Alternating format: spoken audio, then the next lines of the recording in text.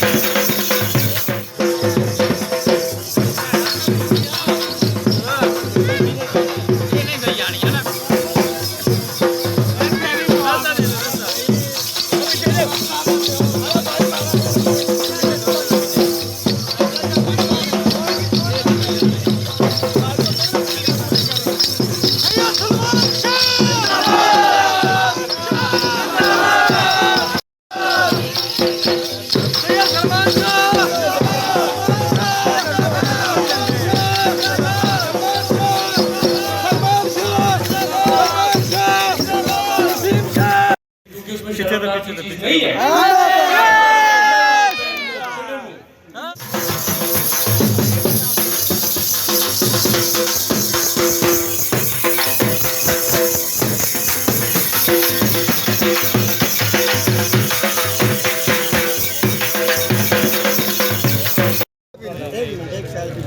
आप लोगों ने इतनी दी है इलेक्शन, बड़ी कामयाबी। चलो डाल कैसे आप कैसे ठीक ठाक भाई बनारस से जी पहला ये सारे तेरे जाने नहीं।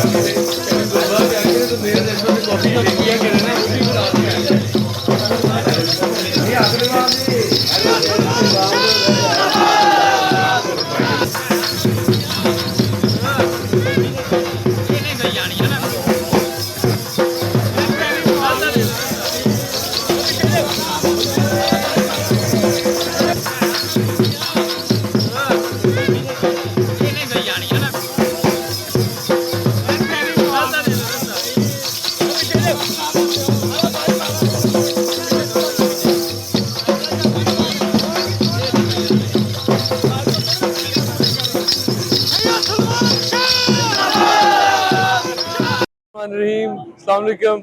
हल्का पीपी 230 के तमाम दोस्तों को अस्सलाम वालेकुम। मैं अपनी अपनी जमात और अपने लीडर की तरफ से आप सबका शुक्रिया अदा करता हूँ कि आप लोगों की मोहब्बत और आपके वोट के बगैर ये कभी भी पॉसिबल नहीं था कि तमीना और इरफान दौलताना के घर से लुटन की सीट वापस ली जाती। ये सीट अब हकीकत में अवाम के हाथ में चली गई है। जागीरदारा निज़ाम को मैं अकेला नहीं तोड़ सकता था, ये आप लोगों ने तोड़वाया है और मैं आप सबका मशकूर हूँ।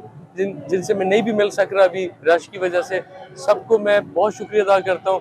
आपने मेरी, मेरे वालिद की और मेरे कायद खान की इज्जत रखी है। Thank you so much. Allah ताला हमें पीटीआई की छतरी तले आप लोगों की भरपूर खिदमत करने की तौफीक अता करे। Thank you every